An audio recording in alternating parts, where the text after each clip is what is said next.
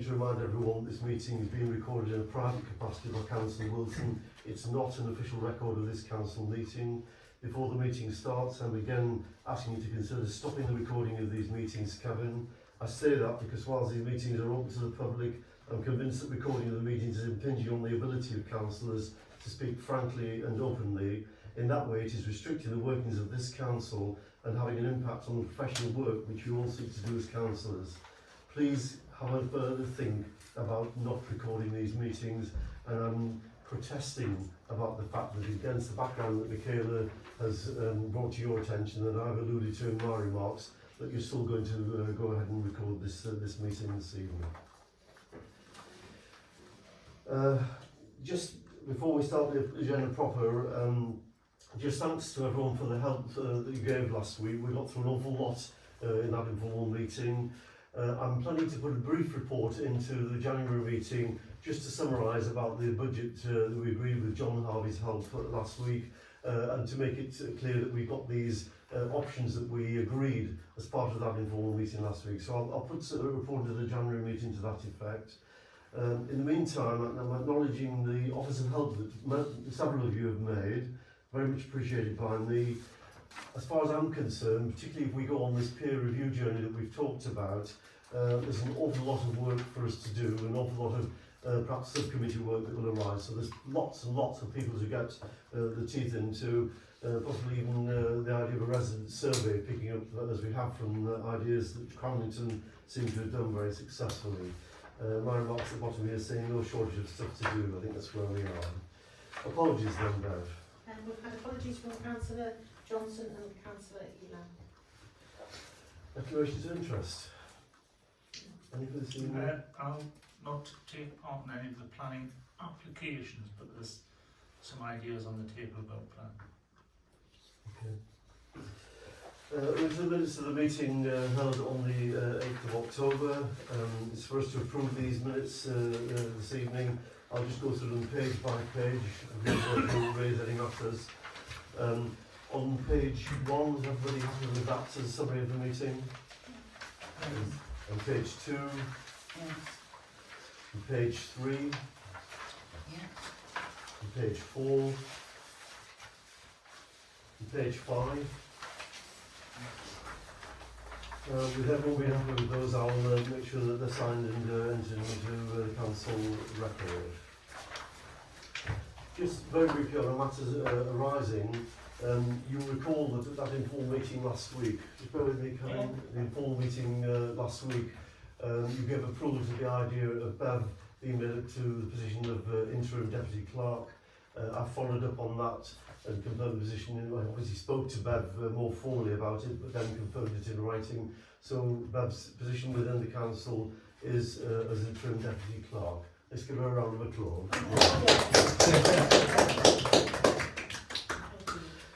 Sorry, Kev, you want to raise something? Yeah, it's in relation to the Highways Working Party point, just in relation to the mobile speed device that we've had some discussion on. I was just wondering if there was any update on that. Yeah, the pole has been installed today. Yeah. On Callerton Lane. However, I've had a look and I believe it's not the correct size pole that they've installed. So I have gone back to Richard Mackenzie. But And can I ask particularly about the mobile ones that I think we're looking at that could attach to the street lights?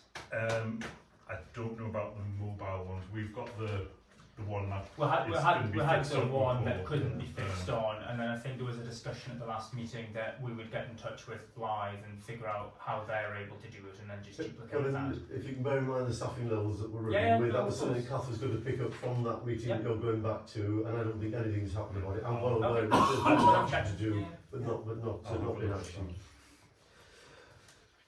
Okay, if we can then go to item 78 on planning. Papers have included the planning applications that are the meetings that have taken place since we last met. I think Will, your position as Deputy Chair, if anybody has anything you wish to raise from the various minutes that are in front of us of those various planning meetings? No? Okay, any report on recent planning decisions that you wish to highlight at all then? No?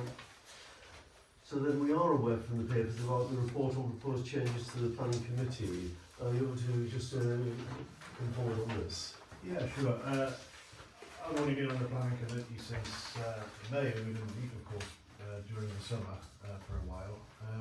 So I don't have a great deal of experience with this particular committee, but what I've learned in my short time is a number of things. First, we struggle to achieve a quorum on occasion, and I think that's partly due to the frequency of the meetings, which is quite onerous. The second thing I've learned is that we spend an awful lot of time looking at house order applications, which 9 times out of 10 we don't have a comment to make on, and when we do make a comment, on the few occasions we have, those comments have been ignored because householder applications, unless they're in some massive contravention of the Northumberland local plan, are just streamlined through. I was also inspired by my visit to Cramlington, who told us that they only consider planning applications of 20 houses or more. Now, Ponteland's not Cramlington, it's a very different animal, and I'm not suggesting we go down that route, but my colleagues and I have discussed a mechanism for filtering out the householder applications that we don't need to discuss. And that motion's in front of you, and we think if that motion's passed, it will give us the flexibility to experiment with how we decide which householder applications we are going to consider, and hopefully it will reduce the workload immensely. So that's the background to it. I did look at a number of other councils.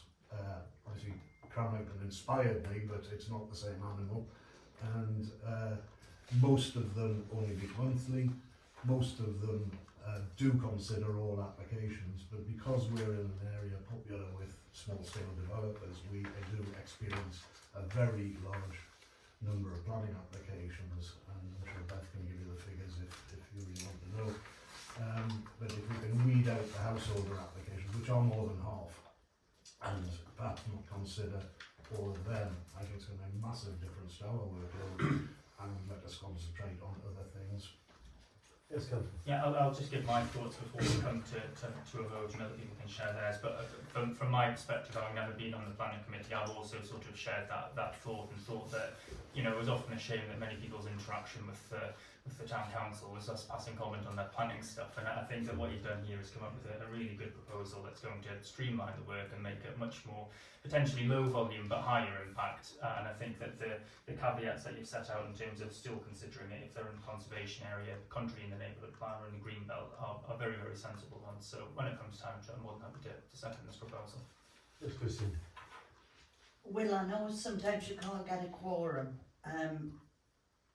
I keep hopping on and off the planning committee, but I'm willing to go back on. But Bev only calls me if you don't have a quorum. But you would need to be formally on the committee Yes. to be able to vote, so Yeah, we still but wouldn't have a no, quorum. Bev puts me.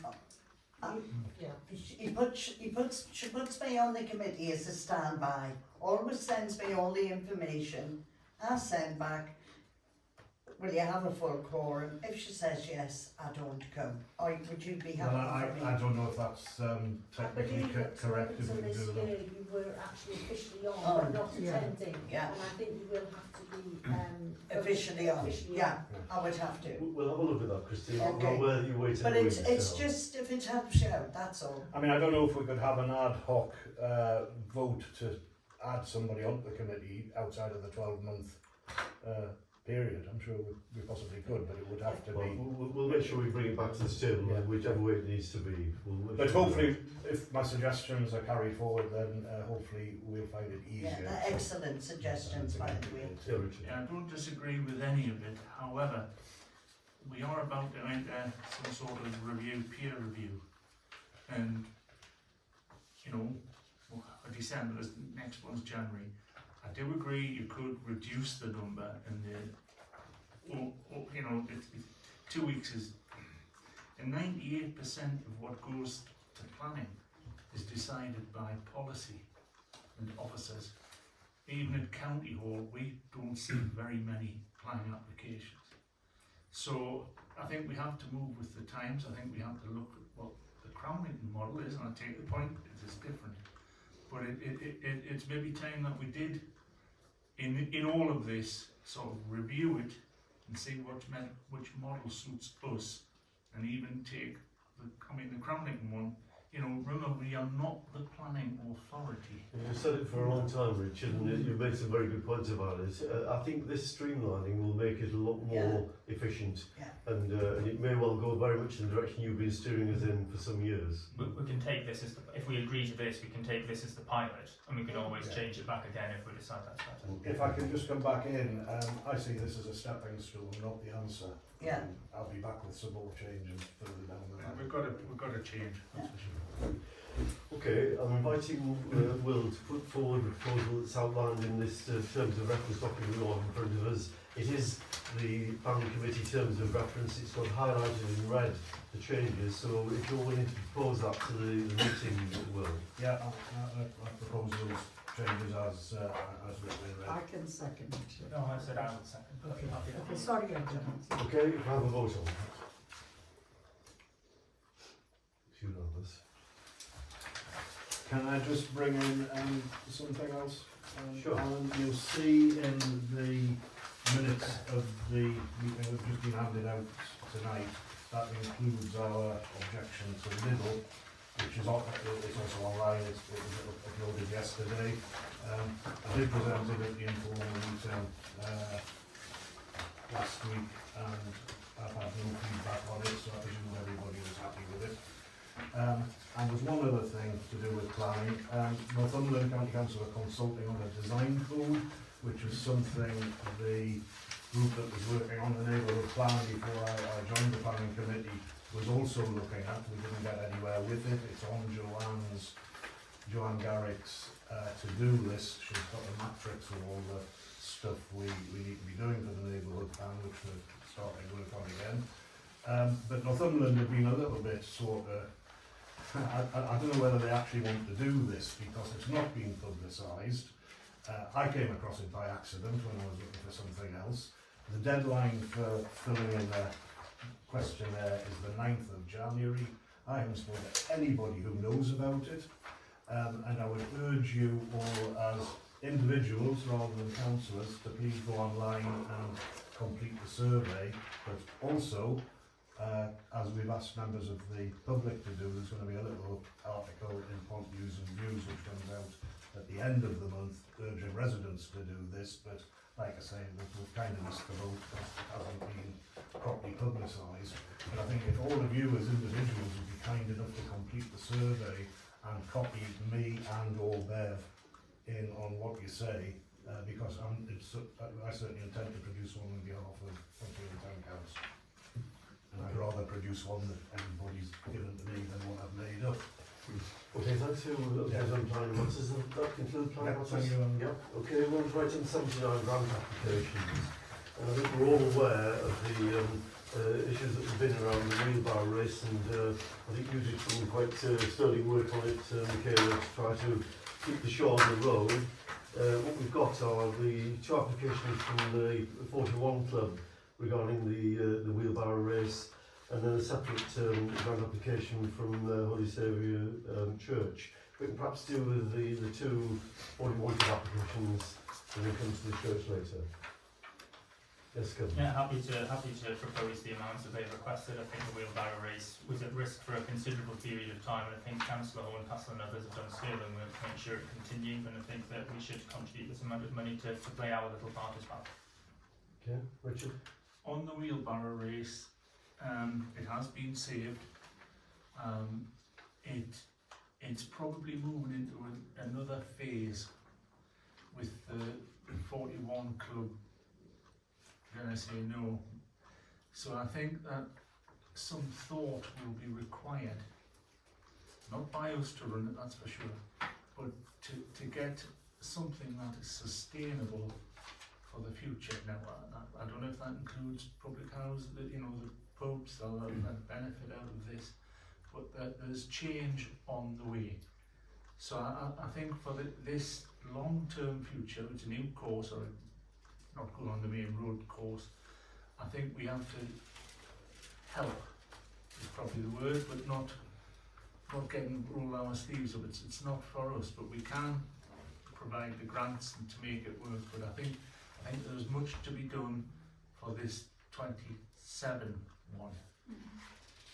No, agreed, Richard. I've heard through the grapevine, so it's not official. The rugby club are going to take it on, Great. probably. Well, we will assist, but it's not for us. No, I couldn't agree more. It's not for us. But there's some overlap between some of the members of the 41 club and some of the members of the rugby club committee. Excellent. So, yeah. Right, and there's any other anyone wants to raise. We've got Kevin supporting the idea of both of these grants being awarded. A bit of proposal for that? Second it. Are you proposing it? I'll propose it, yeah. Right, and Will to second it. We need to vote on it. Thanks very much, ladies and gents. That's gone through. And the Holy Saviour Church, which traditionally supports, as is clear from the papers, are asking for a grant of £500 for this year. Yes, Will. Can I just clarify, is that the Methodist Church or the one that's the parish of the Church Chapel of Ease? It's the latter, Will. Yeah. So why do the owners of the hall need our help? No, Milbourne's got two churches. You've got the Methodist at the Yeah. bottom of the dip. And you've the got Chapel of Ease, which is part of the hall, isn't it? No. Oh, So is the Holy Saviour. Just up to dip and on the right. Yeah.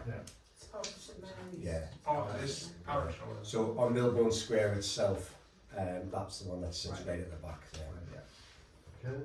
Any other views about this application? So we need a proposer and a seconder for it. Yes, Rosie, propose it? Yes. Richard to second it. We need a vote on it. Yeah. Okay, that's grant approved. Okay, we come to the risk management papers which have been put in for us for a meeting this evening. Just before we get to the three papers themselves, what I am doing is going back to my remarks to the informal meeting last week, where these papers cover a lot of areas of risk and financial management that are important for the town council. We're aware of other areas that we may need to look at, which I alluded to in my remarks last week. But that's something to bring forward in the new year. For now, these papers are covering the traditional areas that we look at, and I'm really here to answer any questions that you may have about what's set out in these papers. Yes, Robin. I've got a few comments or questions, and maybe it is that we need to defer them later. But on the point about councillors, which is on page 3 of the table document that we've got, it talks about personal safety alarms were purchased for councillors some time ago and they're available on request. I wonder if perhaps we should double check that those are still sort of up to what they need to be if they were purchased a while ago. And if we should maybe proactively offer them to councillors as we get anyone new joining. And also I wonder if it would be possible to get some sort of safety guidance note from the police or from Northumberland County Council circulated, because I'm sure that the County Council have some sort of member safety guidance that I think we should probably just have sent round to us, including our welcome packs, if there's any new councillors or post an election. The book says that the police preferred specification. I think those I could specs, sound it for you, but they're extremely loud. yeah. I have 2 in stock, but I'll order more. If anybody wants one, please let I'll me have know. one. Yeah. Yeah. Rosie, do you want one? Yeah. But anybody It's else? fine one to be Yes. covered. Okay. Yes. Michaela's got it. Okay, there were other issues that you were raising. We'll pick it up from the audio recording and try and pick up those issues. Yeah, I was going to ask about the Ponteland news and views, because I think at the informal meeting last week you alluded to some sort of issues that there were with the Ponteland news and views, and I just wanted to check that those are going to be reviewed and actioned in the medium term. I appreciate it's more to go on. Yes, we'll be sure of that. Thanks. Anything else, Sonia? Chair? There's 3 separate papers. Yes, Richard. On the security, there is a lot available. I went on a course with Jackie Rowe from County Council. There is stuff out there, the following shootings of MPs and all sorts of things. There is stuff out there, and I'll make an inquiry to see if we can get the handbook. Some of it may not apply, but a lot of it is just basic common sense. You know, don't have meetings on your own. You know, there's a few do's and don'ts, because, you know, we don't know who's out there and what we're going to do. We need to make sure that we're doing what we need to on that front. Yeah. Really do. Just on the papers as presented, the recommendation on the first one is for the council to approve the report. So people have to approve this first report, the annual review on its management. Yes. And on the financial management report, we're not specifically asked to approve it, but are people happy with that financial management report and its risk assessment? Yeah. Yes? Yeah. And on the internal audit, as we're aware, as council became through a clean pair of heels on this, councillors are recommended to approve the report and the checklist. Are people happy to do that? Yes? Yeah. Yes. And the council is asked to agree the reappointment of Mr Mike Slaughter as internal auditor for the financial year 25-26. People happy to do that? Yeah. Yes. Thank you very much. I think that concludes those matters.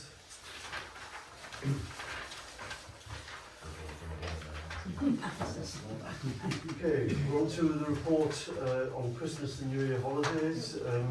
Very clear and short and small. Internal controls going on. We've done, I think, one of them, haven't we? Item 83 eyes. The internal control one. Yeah.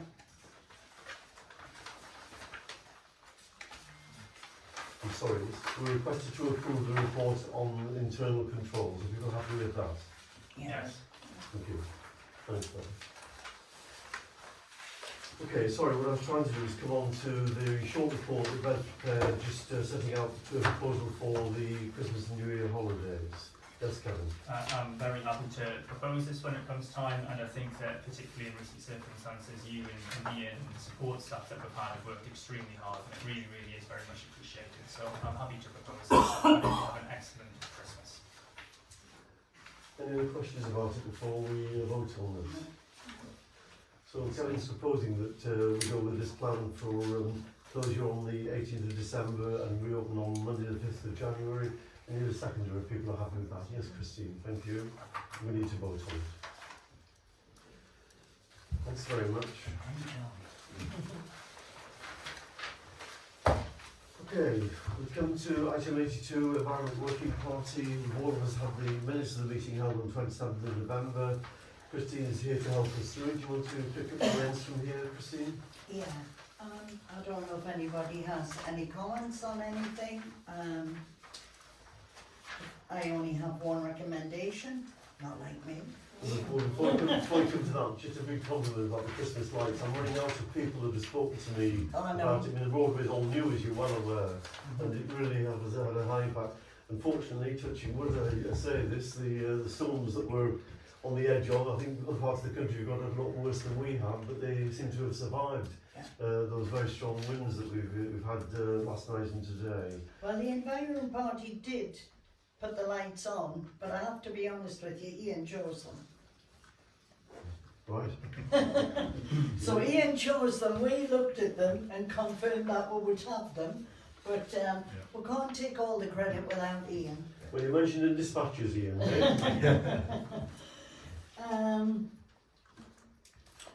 No, I've got two recommendations, haven't I? 3. 3. Items 4, 5 and 6. Oh, right.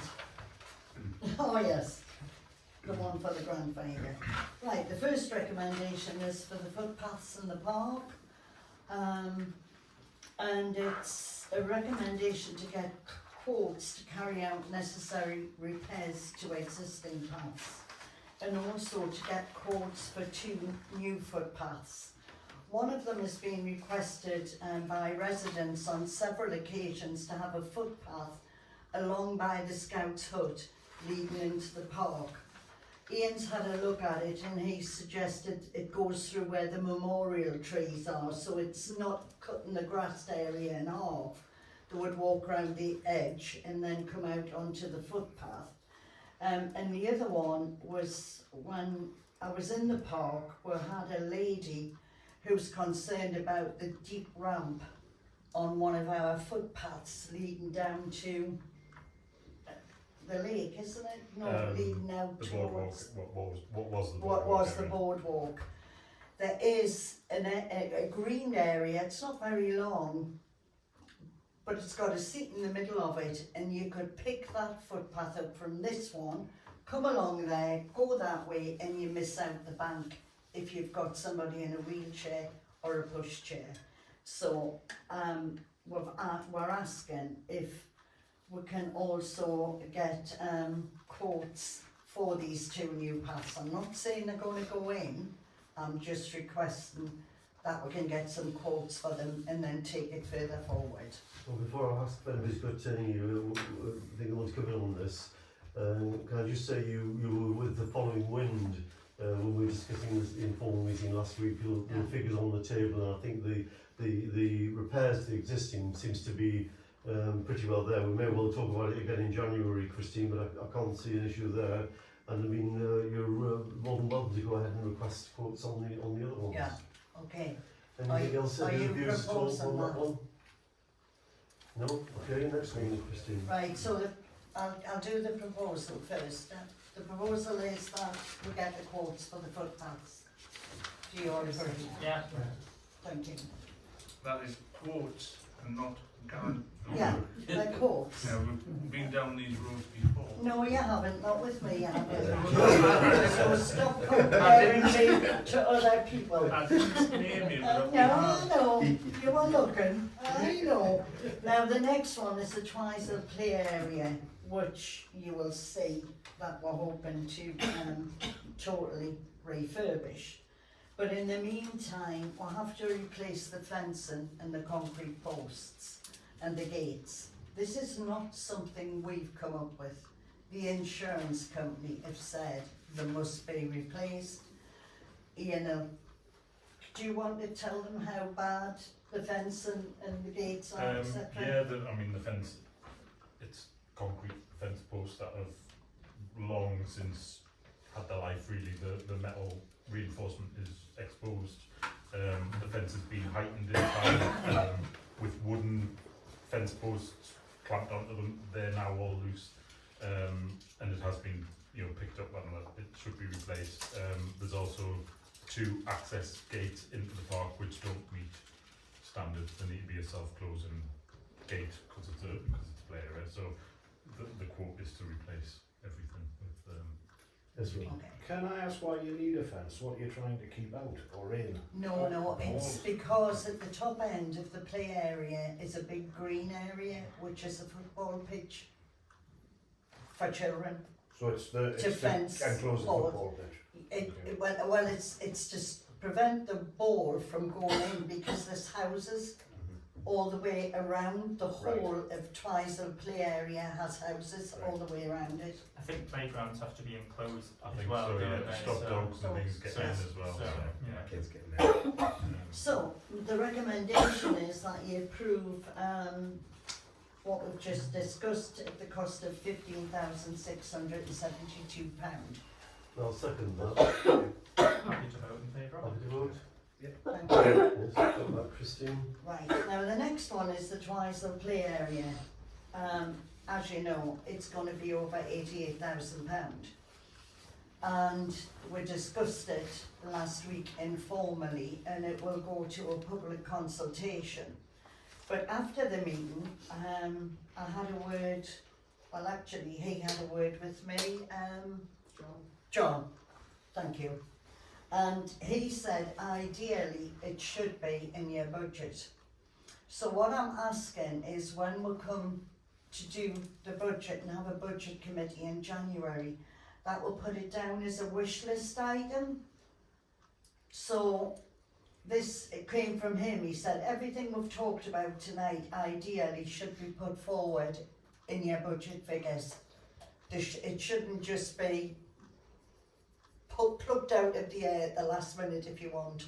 So what I'm saying to you is when you come in the turn of the year, that this goes in as a wish list stroke consultation item, so the figure is there and people, and then we know what you're working to. Okay, well, amongst, going back to the discussions last week, the discussions that we did have, this was touched on, but it was not in any way agreed. What we're aware of, and we have the benefit of both Adam and Wayne here from Cramlington, we're aware of the fact that they are doing extremely well in working on the grant regime. Yeah. And what I'm trying to suggest, Christine, is would you perhaps look at set up some sort of subcommittee to try to work with Cramlington on the success that they're clearly having about how to put forward a grant application, how to progress it? I mean, well, the that would recommendation is for a grant finder. All I'm also asking is that when you come to set up a subgroup who discusses the budget, yeah. ideally it should be in there as a wish list item. Right, well, I'm not sure And I fully that's what I understand was that. told. Mm. Do you agree, Wayne? Adam's going to Adam's Oh, So I think what John probably recommended, I'm not saying you picked up wrong or anything like that. I think all he's suggesting is that if you do have wish list ideas, whether it's a Yes. playground, whether it's youth provision, whether it's Yeah. shopping areas, Yeah. it's putting them forward formally. So you have a plan for it, say, look, Yeah. these are potential Yeah. projects that you want to develop, and you just got formal acknowledgement that these are potential things that you want to explore. You don't need to necessarily put them in the budget as such, it's No. just to formally acknowledge them. Yeah. And if I recall correctly, I think you have obviously your reserves has an asset replacement attached to it as Yeah. well. So it doesn't need to go into the budget because you already have funding for that. You just need to look for formal confirmation later on at another meeting that if you wanted to, you could use that reserve to fund Yeah. that. Okay. Now, my I think- recommendation is to employ a grant finder. I'm just wondering from your experience, I look after Merton Hall and I'd never apply for a grant from anybody because the first thing I've got to do is tell them how much money we've got in the bank, and I know immediately that we won't get a grant. Because of the amount of money we have in the asset replacement, do you think we would still be eligible for funds, or are we wasting our time looking for a grant finder? I think I think the first step in the right direction is if we have a conversation with the CVA, that is the Community Voluntary Action Group. There is a grant application person there. He works with community groups, helps finding them grants that way. And it could be a conversation with him to say, look, are you aware of any grants that are available that we could explore? Right. Obviously, give them the information. Look, you've got X, Y, and Z in reserves, and they'll say, look, you can either apply for this or you can't. It's just taking that step. So if I have a conversation with you in January, we can then try and see something. What I'll do is I'll get the details of, I believe his name's Stuart from the CBA. I'll pass them across, and then you can have that conversation before January, and then Right. you can be a little bit more prepared to then put forward. Okay. all that meeting. Okay, Is that all right, Christine, on Yeah. that one? yeah. Yes, Christine, sorry. Yeah, we did touch on it last week, and without saying anything in front of the camera, we are aware of a legacy fund that Oh, this yes. might qualify for. Ponteland is woefully, when it comes to the grants from sport and stroke, whatever, the county hall, there's very few pounds come over this week. So we might be able to balance. I would like to call this a project, you know, where we can actually try and get extra money into it. Plus, the consultation might also give us a hint of what people around there want. They might not want floodlights and They won't have CCTV. floodlights. You know, I'm just Won't have saying. floodlights, I think we need to find out what the people who live there envisage. Okay, we're jumping ahead to some of the discussions Yeah. we need to have in January. We've agreed the broad budget as a mainstream thing in the discussions that we had last week. We'll be coming back to it in January. If your title of project is inviting Christine to go off and explore things in the way that we've just been suggesting with Adam's help, Yeah. then let's leave it on that basis. Are you happy with that, Christine? Yeah, I am. Okay. So those are the key areas in your report. Is there anything more that needs to come out of this environment meeting? Yes, I gentlemen. just had a quick one I wanted to say in relation to, and maybe Will, you might want to chime in too, because I think I mentioned your planning committee thing, but just in relation to the biodiversity. net gain stuff that Lidl are, you know, whatever is going on with that. I think when I had a conversation with Lidl at the open meeting that they had, they suggested that it would be good if we came up with a list of biodiversity projects that we could sort of steer them towards in the event that any Section 106 money is required of them. And I think it would be good if everyone in this room or watching the recording later is able to suggest any sort of biodiversity schemes that they have, so that we've got like a little database of areas that we might want some funding for as a sort of medium-term project. We could all have possible ideas, but I mean the home for that has to be the Environment Committee. Yeah, agreed. Yeah. So funnel it to Christine. Okay, what you say, yes, Will. Can I ask how the draft minutes of the highway working group got leaked to a member of the public? Ask about the highway. A member of the public asked me a question about the draft minutes of the highway working group. And I just would like to know how anybody can get a hold of the last meeting are approved minutes, and I think they're published online. They say draft. Yes. Is anything draft published online? Not draft. And but is The it- they're copy is he it- sent me said draft. Was it in environment or highways? Was it was what we were just talking about, Oh, the the environment. environment working group. On the environment. It was, the question was actually about Lidl and biodiversity in that game. The as they are online. The draft minutes, even The, though they're not approved. these minutes are on, the ones that we're looking at today are It would say online. draft across It the, wouldn't say draft. the one I saw said draft across the front of the, We'll look You into used to them. review. But the minutes once approved are published. yes, but these were draft minutes. Right. And it was regarding The whole thing was totally innocent, but but I was disturbed that somebody was questioning me about a meeting I hadn't been to that hadn't been published because it said it was draft. Right. Okay. Are we needing to approve these this evening? We'll perhaps need to, because it's What? only 27th of November, isn't it? Can Adam have a quick word about this? I just want to clarify that draft minutes are fine to be circulated. If you have any concerns there of them being that potentially drafts can be circulated, obviously they are draft, they aren't formally adopted, but there's nothing wrong. So Grant will cram it in. I think my question was a bit more straightforward than that. It was, do we circulate the draft minutes and put them online? So how on earth has he got hold of them? When was your phone call? It was last week. Yeah, last week. We'll check it out. Might narrow it down. This It was an meeting. email. Because normally the only person who sees these minutes before they're typed up is me. And there's one or two alterations I made to them anyway, Well, which if I anybody always would- do. But then Ian and I discussed them. We don't leave anything out or anything like that. It's just sometimes the wording, you've got two of Well, those. do we need, If anybody would like to take it further, I'm happy to share the original email. Oh. It just concerned me that somebody was asking me a question about something that had got into the public domain that I didn't even know I think we about. can forward your email into her. She can have a look at this tomorrow. Chair? Do we need to approve these minutes, Christine? Well, yeah, you can do, but you weren't at the meetings really, but normally they're read out here and it's just taken that They're now approved. they're approved. Okay. Sorry, Richard, how do you I just feel? want to, I don't want anybody to be misled, but the 106 money is the county council to decide what goes where. It's not for this council to think we've got a pot of money or whatever, unless we want to change our budget considerably and run schools, highways, social services, you name it. Understand this, yeah. Yes, I think there's a lot of confusion about biodiversity net gain. It's a separate standalone issue to a civil infrastructure levy, and what developers have to do if they can't provide it on site, the 10% net gain, is they have to buy into a national pot. It's nothing to do with Northern County Council. They either have to make a private arrangement with a landowner somewhere, or they have to buy into a nationally run pot.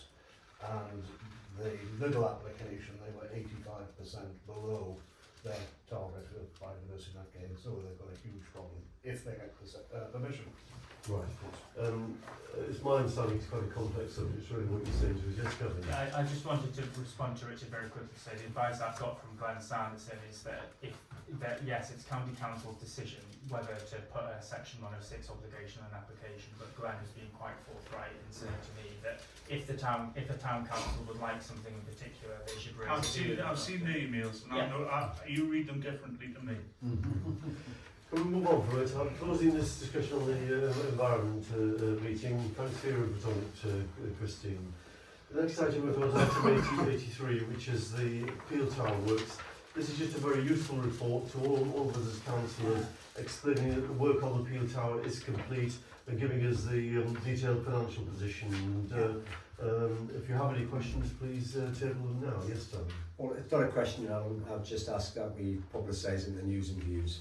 That You know, is what a all. good job it is, and Yeah. I've How- requested that, I just haven't seen, magic. Thanks. but I've Ben. requested Yeah. it. Just to say, you know, that as a result of the work from PTC, a local landmark has now been maintained for Yeah. X extra years now. There Well, was we a- saved it actually. I think it would have fallen down Okay. last night along with the Christmas. There was a while that I take advantage of this refurbishment and hold our council meetings in there. If you think that would be a good use of Not this wind, you know. Okay, if you're happy with this report, item 83, yeah? Yeah, came in on budget and that's what's important. Okay, Richard, Northumberland County Council report on the car obviously. I've got nothing to report while there's a camera. That's his report. Anything from your point of view? Okay. The mayor's report is the next item, which is item 85. Well, you asked me about these things that are listed here. What I was going to say to you was that Richard and I attended a very good meeting of the Airport Consultative Committee on the 2nd of December. What I did in the aftermath of that was there was some outstandingly good photographs of some of the development work that's going on at the airport. Wonderful zone photography of the huge new long stay car park, 1,700 spaces that were being showcased at this meeting. There was some very good photography, some particular interest to us about the, it's called the waiting zone, which is the by Callerton Parkway, where when it's all complete, I think there'll be 150 car parking spaces, there'll be toilet facilities, there'll be tea and coffee facilities, and I think provided by one of the leading providers, Costco or whatever. It's available for the public to use. It's there for taxi drivers as well, obviously, but it's a public facility with a courtesy bus running from there into the airport. It sounds to be a step forward on this issue that we've had with Prestic Road Ends. The issues there continue to rumble on, and I think you're all aware from the email that Bev, I think, circulated. Joe Morris has got a meeting towards the end of January in Hexham about this particular issue of Prestic Road Ends, and I've made it plain I'm going to go to that meeting. Yes, Christine? It's actually about the Thumbelina pantomime. All right. I was just going to say I'm really pleased everybody agreed to the grant for there, because the care homes in Ponteland, the residents in all their wheelchairs and everything like that had the most fantastic time, and I had a conversation with the lady from the care home. They loved every minute of it, and I believe the schools went as well as the care homes, but I think it certainly helped them because it came from the grant. So I just want to say your grant was well used. Yes, okay. Can I echo what you said about the airport? We have been through the mill a bit, especially me, with the airport and the works that's been required. I think we are there with it, and I did congratulate because the airport has contributed to what has been done. We've got the bird's beak, the yellow lines are in, and I don't know if you see those sharp teeth Yeah. along the See them. roadside. We might have to put more in or whatever, and there's still probably a little space on the roundabout that we probably need to look at. But you know, overall, it's moved in the right direction. However, I did say, you know, when an authority like Newcastle brings in a red route, and you know, me and colleagues have been shouting for something to be looked at here for over a year, and it didn't happen until the red route went live with cameras. And I think we haven't ruled out a red route around that area, but what we have done is said, let's see what the summer brings when the traffic increases. But it's all moving in the right direction after what we've had, what I call a lot of grief in that area. So I I wish them well with the meeting with the MP. But we've done it all. But I think we're about 70 to 90% of the way, the way I was trying to suggest in my remarks, Richard. So we've done a lot. But the figures that were at that meeting that you and I attended were 5.4 million expected to be achieved in terms of passenger numbers this year and 6 million next year.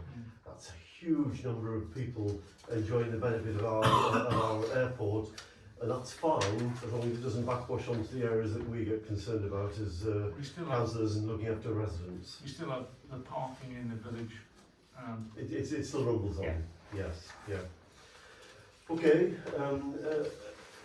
last item 86, sorry, is report by town council representatives on local organisations. I don't think there's anything on this.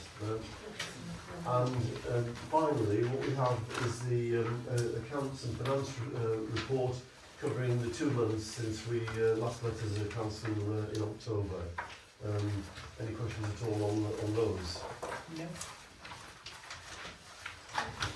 Okay, that being the case, it's for me to thank you for attending this evening.